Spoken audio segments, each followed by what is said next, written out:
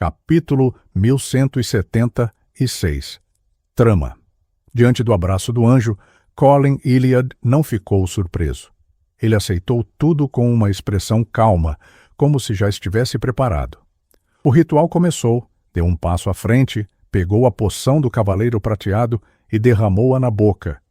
Sem emitir nenhum som, o corpo deste caçador de demônios inchou, transformando-se em um gigante azul acinzentado, com veias preto-azuladas cobrindo-o.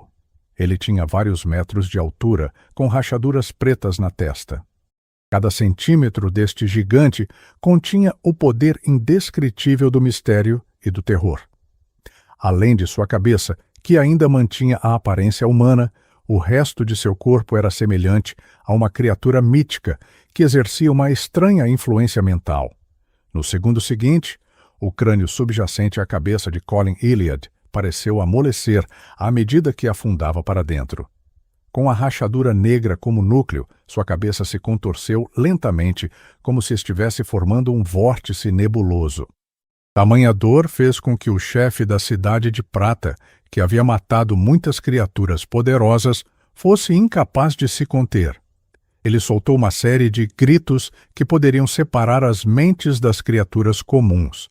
Se não fosse pelo fato de Colin Iliad já ter evacuado os membros da torre com antecedência, deixando para trás apenas Waite Shearmont, de nível semideus, para vigiá-lo e evitar que qualquer acidente acontecesse, muitos Beyonders definitivamente teriam perdido o controle. Os restos mortais das 6 poderosas criaturas vivas, que estavam situadas em locais diferentes, flutuaram sob o poder invisível do ritual, circulando o mutante Colin Iliad, usando algum tipo de conexão misteriosa para despertar algumas das memórias deste inigualável caçador de demônios. Era a experiência de caçar demônios. Foi ele que terminou dolorosamente o ataque do ex-chefe com as próprias mãos. Sua vida era derrotar monstros poderosos, repetidas vezes. Estas manifestações pareciam pinturas num altar. Às vezes, seriam integradas a Colin Iliad e, às vezes, seriam extraídas dele, ajudando-o a se definir. Ele manteve um certo nível de clareza durante as dores e mudanças extremas. Só neste momento, Colin Iliad finalmente entendeu a essência do ritual. Como um sequência 4, caçador de demônios, a caça de cada criatura poderosa era uma batalha de intensa catarse mental. Isso deixou uma impressão profunda em sua vida. Com essas poderosas impressões mentais, ele conseguiu se localizar após consumir a poção e não se perder na dor e na loucura. Isso fez com que Colin Iliad se lembrasse de um termo registrado em alguns livros da Cidade de Prata: âncora. Na sequência 3, ele era considerado uma divindade em certo sentido. Podia responder às orações dentro de um determinado território, por isso era necessária uma âncora.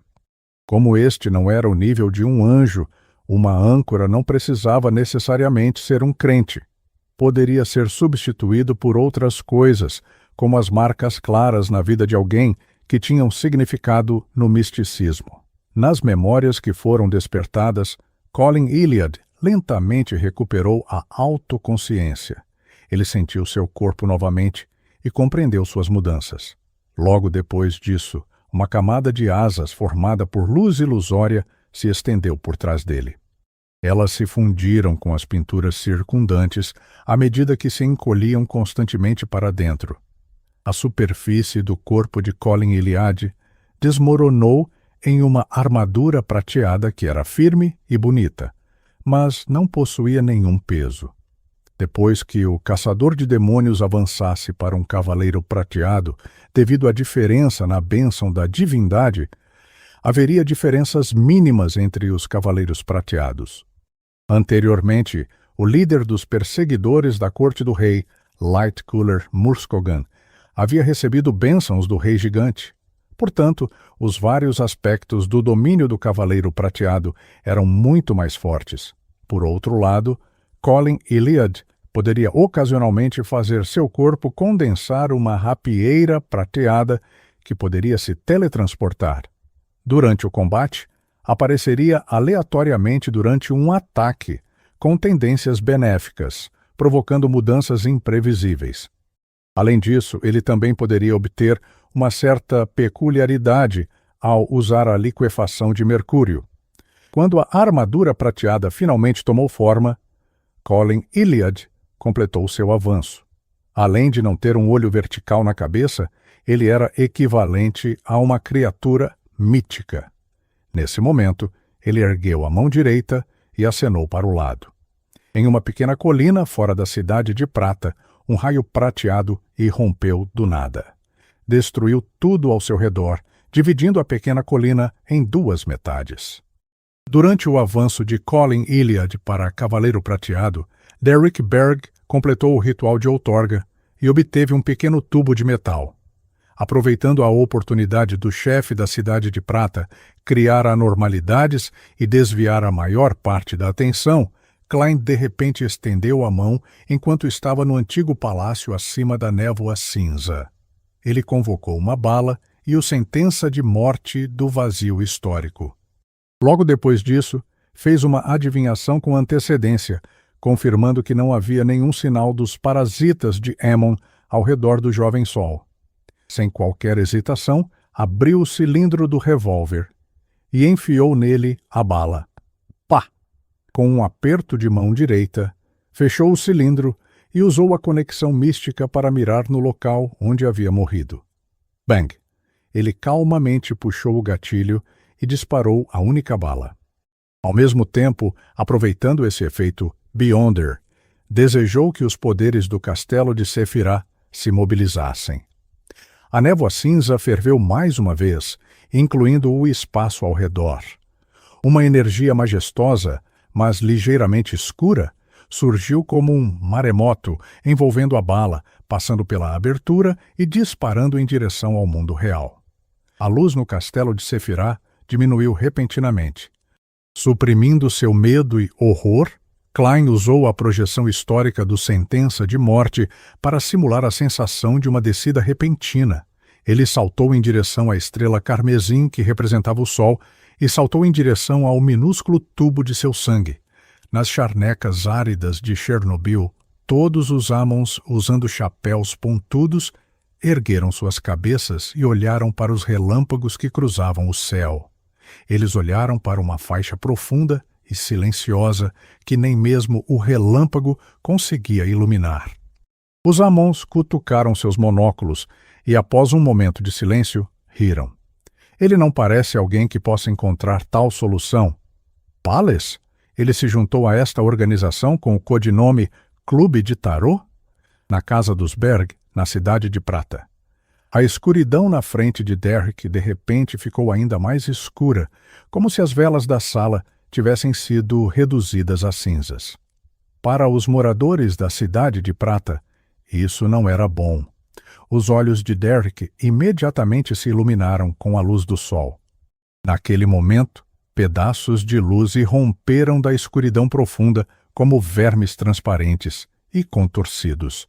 O tubo de metal que Derrick recebeu quebrou automaticamente quando o sangue vermelho fresco flutuou para fora dele e ficou suspenso no ar. Não se espalhou, mas sim se fundiu com os fragmentos de luz.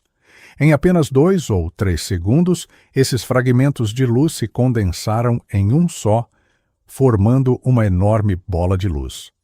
A bola esférica de luz se esticou e mudou, formando rapidamente uma figura.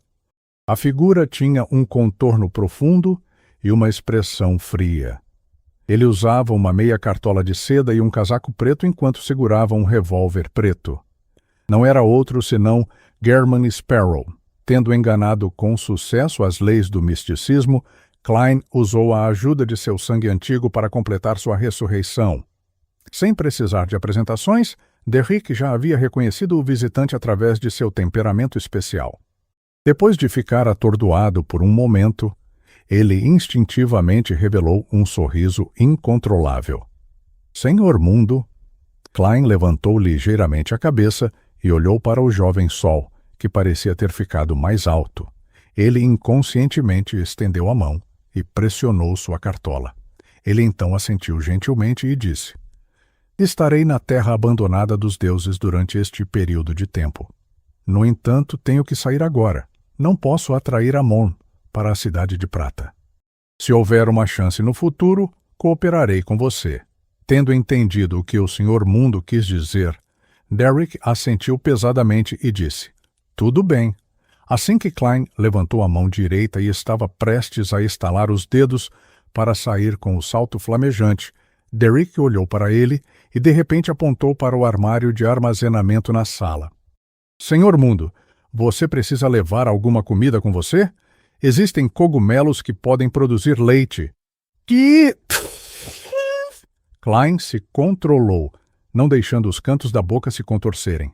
Ele manteve sua atitude fria e disse: Eu não bebo leite. Assim que terminou de falar, estalou os dedos, fazendo com que uma chama escarlate saísse de seu bolso, envolvendo-o como água. O fogo se dissipou rapidamente como estrelas cadentes e a figura de Klein desapareceu do quarto de Derek Berg. Fora da Cidade de Prata, em uma floresta deformada, as chamas brilhavam continuamente, estendendo-se até as charnecas que levavam ao norte. Depois que ele realmente deixou a Cidade de Prata, Klein desacelerou seus passos e convocou uma lanterna do vazio histórico. Ele esperava há muito tempo que o processo de ressurreição ocorresse tão bem. Afinal, uma vez que ele encontrasse a solução correta, não havia como Amon impedi-lo. Na Cidade de Prata, Amon tinha apenas alguns avatares no nível de sequência 4 ou 3, então Klein poderia usar sua visão verdadeira para localizá-los e eliminá-los antes. E se pudessem formar um avatar no nível da sequência 2, Klein, que havia ganhado o controle inicial do castelo de Sefirah, poderia despertar poderes com o poder de um anjo, permitindo-lhe lutar facilmente contra tal avatar, enquanto estivesse acima da névoa cinza, e permaneceria invencível, já que não poderia ser atacado. Ele tinha confiança para derrotar seu oponente. Se Amon movesse seu verdadeiro corpo para a Cidade de Prata, então Klein poderia escolher reviver em seu local original. Claro, Amon poderia criar um avatar que estivesse quase na sequência 1 e enviar outro para a Cidade de Prata. Porém, sob a premissa da conservação das características de Beyonder, quantos avatares poderia criar? Não mais que 2. Quanto a Klein, poderia dividir o sangue restante em múltiplas porções. Ele poderia usar o ritual de outorga para enviá-los ao Senhor Enforcado, a Madame Eremita e ao Estrela Leonard. Havia muitos locais onde poderia reviver, então não havia como Amon poder proteger todos eles. Este foi um plano direto, baseado em seu próprio nível, poderes Beyonder, e a habilidade especial do castelo de Sefirah. Antes de tentar se recuperar, Klein já tinha certeza do resultado. A única coisa que o preocupava era que o engano fosse detectado por Amon com antecedência, permitindo que interferisse em tempo hábil, fazendo com que seu local de reaparecimento mudasse. Felizmente, sua adivinhação confirmou que o nível de perigo não era alto. Esta foi uma das razões pelas quais se atreveu a tentar. Ufa, eu realmente escapei de Amon? Enquanto avançava em meio à fraca luz amarela, Klein sentiu a presença de seu corpo e soltou um suspiro de alívio.